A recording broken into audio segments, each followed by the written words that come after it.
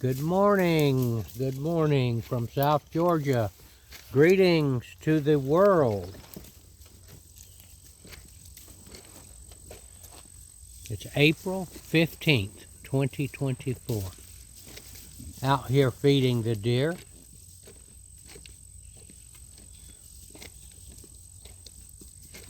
Beautiful morning. It's going to be in the 80s today. Not a cloud in the sky. Hardly a breath of wind.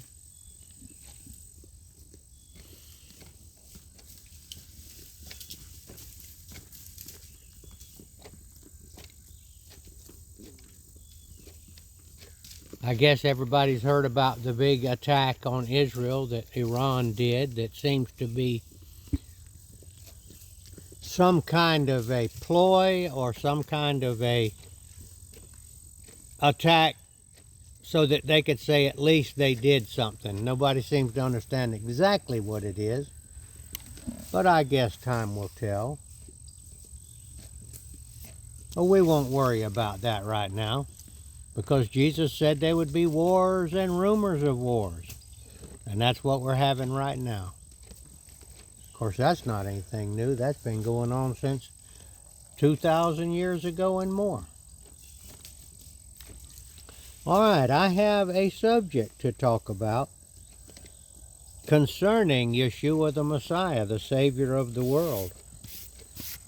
He's also known as Jesus Christ.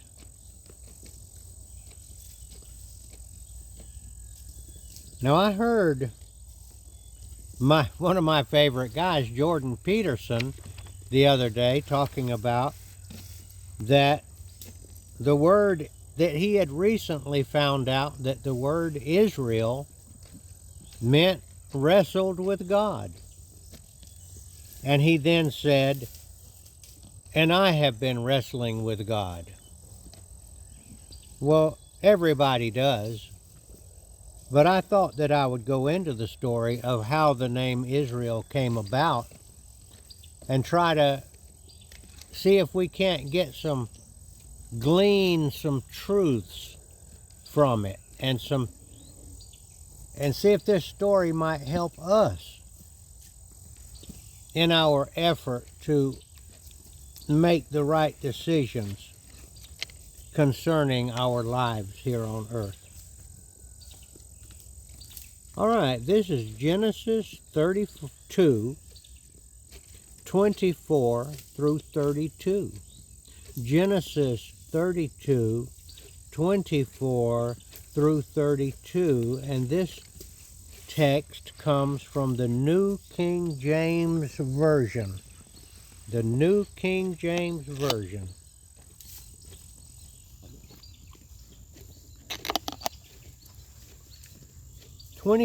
This is verse 24. Then Jacob was left alone, and a man wrestled with him until the breaking of day. Now when he, that would be the man, and it's significant that this, every time they use the word he, it's capitalized. Now when he saw that he did not prevail against him, he touched the socket of his hip, and the socket of Jacob's hip was out of joint as he wrestled with him. And he said, "Let me go, for the day breaks." But he said, now that he is not capitalized. That would be Jacob talking. Now, the he, the man, is capitalized, but when they refer to Jacob, they don't capitalize it. So he said, that is the capital he or the man, "Let me go, for the day breaks." But he said, Jacob said, "I will not let you go unless you bless me." So he said to him, the capital he, "What is your name?" And he said, "Jacob." And he said, the man, the the capital He, said, "Your name shall no longer be called Jacob, but Israel. For you have struggled with God and with men, and you have prevailed." Then Jacob asked, saying, "Tell me your name, I pray." And he, the capital He, man, said, "Why is it that you ask about my name?" And he blessed him there. So Jacob called the name of the place Peniel, which means the face of God. I'm just putting that in myself. For I have seen God face to face, and my life is preserved. Just as he crossed over Penuel, the sun rose on him, and he limped on his hip. Therefore to this day the children of Israel do not eat the muscle that shrank, which is on the hip socket, because he touched the socket of Jacob's hip in the muscle that shrank.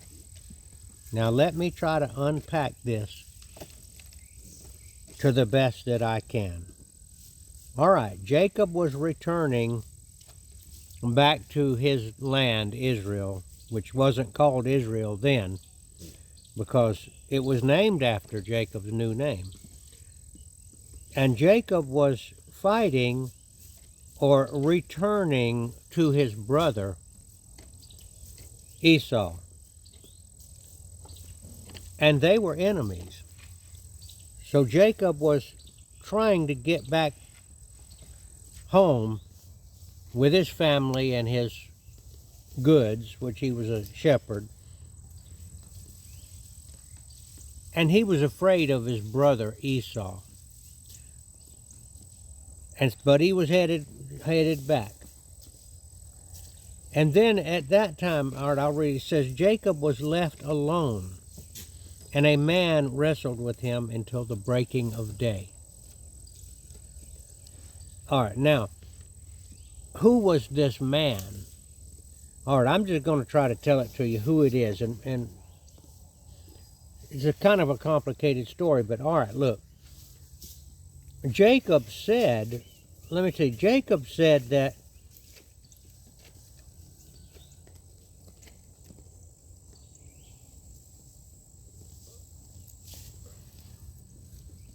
Jacob asked this man to bless him. And Jacob named the place Peniel, Peniel, for I have seen the face of God, and my life is preserved. So Jacob is saying that this man that he wrestled with, now it probably was not a physical wrestling match.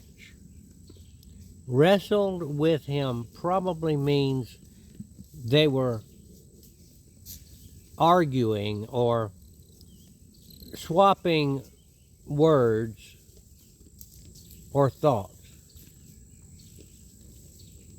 But when the break of day came near, this man told him, I have to go. Basically, I've argued with you long enough. And he touched the socket of his hip and threw it out of joint. And Jacob insisted that this man bless him, and the man did bless him. Now when the man asked Jacob who he was, and Jacob said Jacob. But when Jacob asked the man what his name was, the man answered him with a question. He said, why do you ask me that? He didn't answer the question. He wanted Jacob to think about it. Well, Jacob at some point realized he was wrestling with God. The man was God, because remember he said, I have seen God face to face, and I'm not dead. Now, in the Old Testament times, it was widely known that God could not be looked at without you would be burned up. But you see, this person that Jacob said was God, that he was looking at his face, was a man. Well, it was none other than Yeshua the Messiah, Jesus Christ. Jesus came as a man so that we could look at God and see God. He formed himself or caused himself to be born as a man so that we could see him and we could identify with him and he could teach us.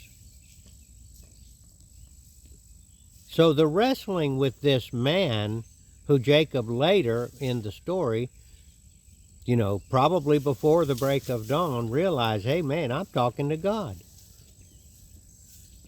It's God I'm talking to. And it says that he prevailed against him. And prevailed, I think, is a poor choice of words. I think that it means that he did not die. He survived it.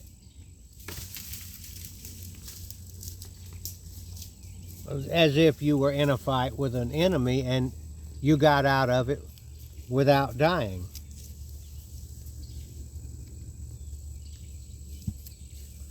This story,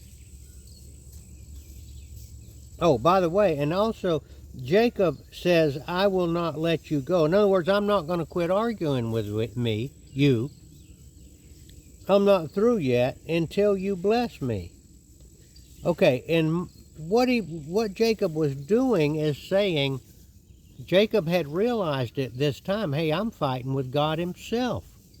He looks like a man, but I can see he's not a man.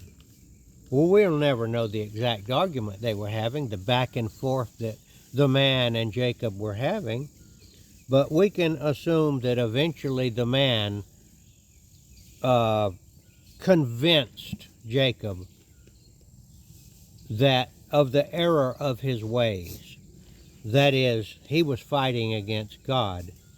And of course, you can't fight against God and win. God calls us from the day that we're born, and he tries to convince us with many proofs. Many proofs. The Bible, nature that we can see had to be created, all of the different ways that God tries to argue with us and say, hey, I'm God and you're not God. And we finally, some of us, are convinced that Jesus Christ really is God. He's the man, the God-man. But we can look at him. People looked at him and they didn't get burned up. Like if they looked at the pure God Spirit, then you're burned up.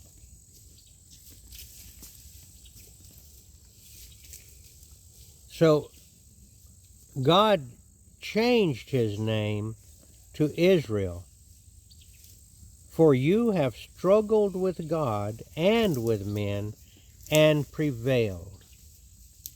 It doesn't mean that he beat them, in my opinion. It means he survived it.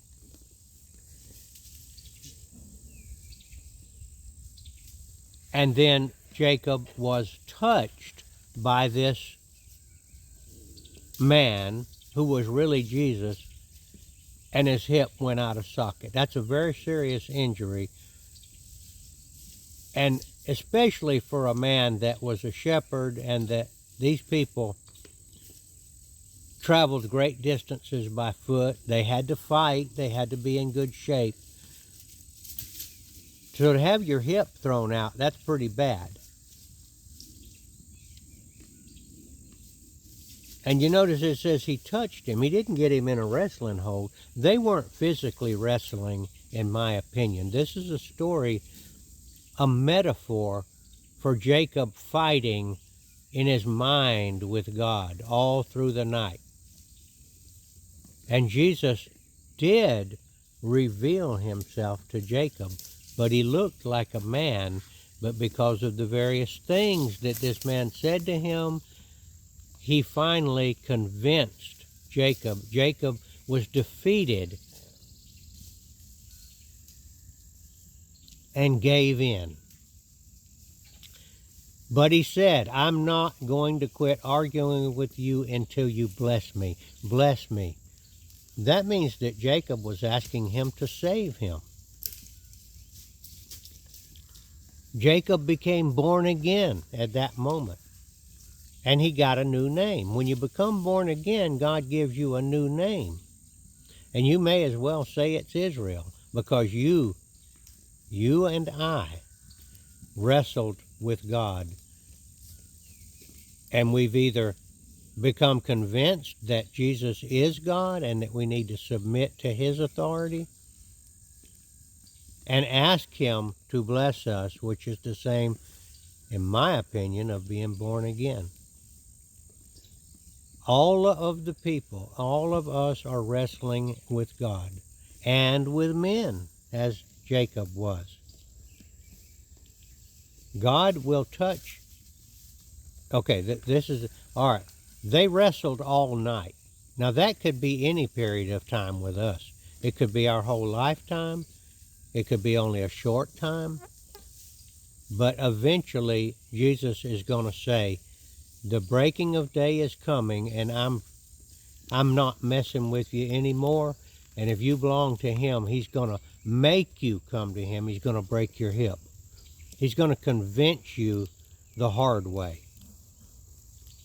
And he does that to every believer. And it's different for every believer. Some people get broken physically, like a hip. Some people, God will break them mentally. They will touch you, and you will realize, hey, I'm defeated. Would you bless me? Would you save me? I see you. I see you face to face now, and I haven't died. And you will say, bless me, or Jesus, will you save me? You have won the wrestling match. Now, if you read this story, it actually seems like it's saying that Jacob won the wrestling match, that he prevailed. The word is survived. It says prevail in the Bible, but it means you survived the wrestling match without being dead. Doesn't mean you didn't get hurt. So your hip is out of socket. Now, if you are a person that is wrestling with God and you have not yet been convinced that Jesus is the face of God, then if you belong to Jesus, he is going to put your hip out of socket. Or your mind is going to go from you, or some disease or some other misfortune will fall upon you. He will touch you. He doesn't want to do that, but he may have to. And it's actually a good thing, because then you will see, I just struggled with God and I saw him face to face, and it didn't kill me, but I'm limping. My hip's out of socket, my mind's out of socket. I've got some other kind of malady, some kind of disease. Economically, I'm messed up. I'm broke. I'm on the street. I'm in a mental institution. I'm in jail. Whatever. God has touched your socket of your hip and put you in that situation so that you can say, like Jacob, I have seen the face of God and I have survived it. Now, Jesus is the face of God. That's who you see. You're looking at Jesus now. If you're not saved, you're looking at him, but he's just a man to you. Just like Jacob said in the beginning of the story, a man came to him and he wrestled with that man. It was just a man. Now, many of us think that Jesus is just a man. But when we finally see him, who he really is, face to face, and realize he is the face of God, he is God, that's when you ask him to bless you. All right? Jacob said,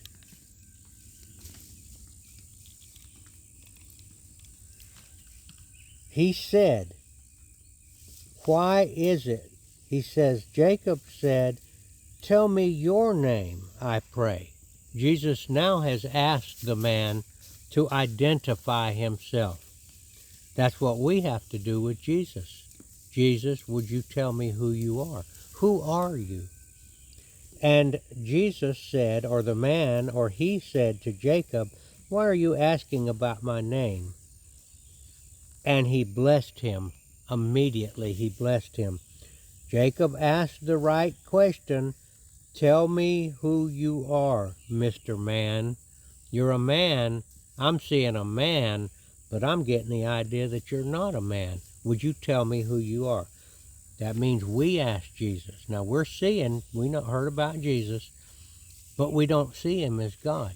So when you ask Jesus, tell me who you are, or tell me your name, I pray. You see, you're going to say it in prayer. Jesus, would you reveal yourself to me? Would you tell me who you are? I'm just seeing you as a man, but I can't get you off of my mind. We've been wrestling here for a long time. And Jesus said, why do you ask me about my name? And Jesus blessed him. Now this is after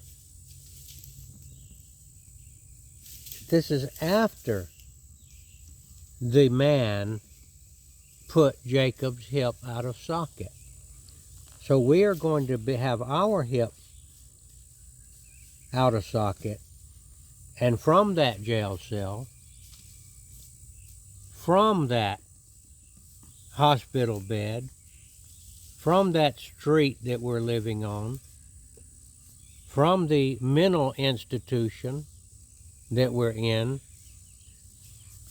that's after he's touched our hip, or he's put us in there. That's when you say, tell me your name. And then Jesus blessed him. So if you want to get out of the situation you're in, your hip has been broken. Metaphorically, it's probably not an actual hip. It may be more bones than that. God knows what it takes for each of his children. A broken bone might not mean something to some people, but having their sanity taken away for a while, that right there gets somebody's attention. And if you don't yield to God, it could lead to permanent insanity.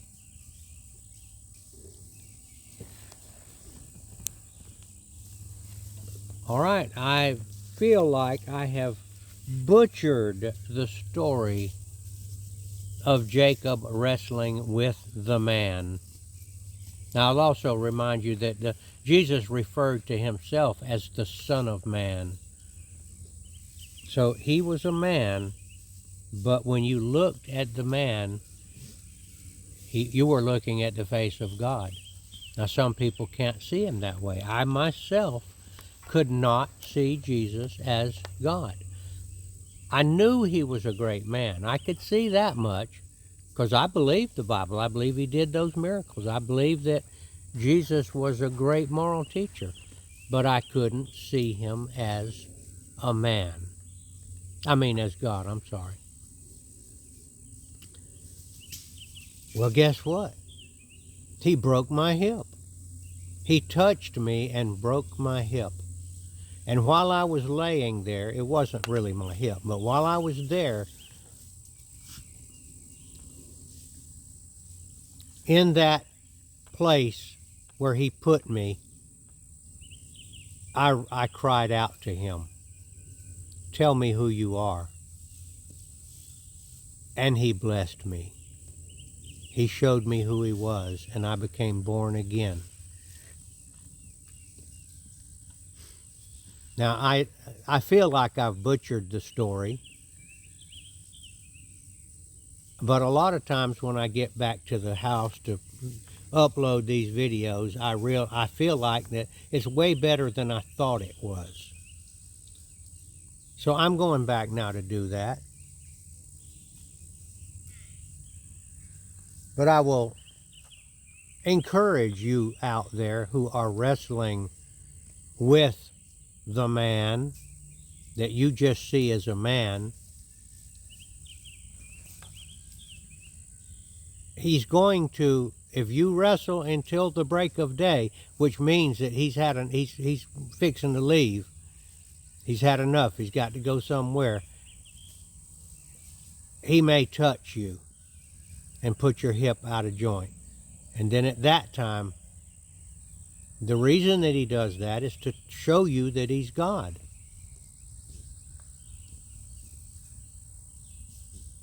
All right.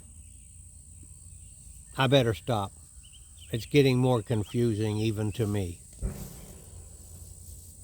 And that's just as it should be. God is in control. All things work together for good for those that love God and are called according to his purposes. Jesus called Jacob in that wrestling match, metaphorical wrestling match that lasted till the break of dawn. I got a lot more to say about this. I'd like to say the Lord's Prayer now and end this video. And ask you to read this encounter and kind of think about it. Maybe I've given you some idea of what this story really means. Our Father, who art in heaven, hallowed be thy name. Thy kingdom come, thy will be done, on earth as it is in heaven. Give us this day our daily bread, and forgive us our trespasses, as we forgive those who trespass against us.